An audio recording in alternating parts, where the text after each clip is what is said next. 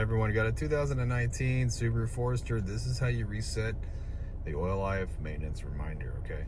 You're gonna use the info button here, and we're gonna use these buttons right here, okay? These three right here, these up and downs, and this set button here.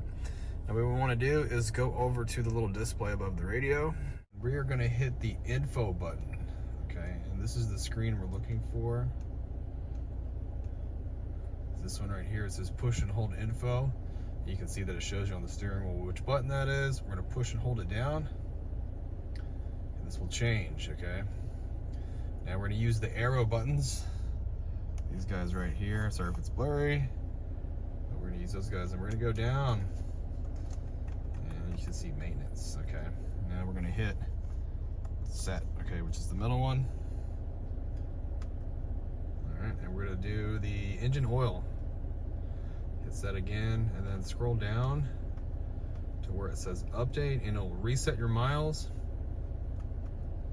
Okay, see how it's reset to 6,000 miles. You can go in there and you can change the time and the distance and all that. Same thing with the engine oil filter, okay?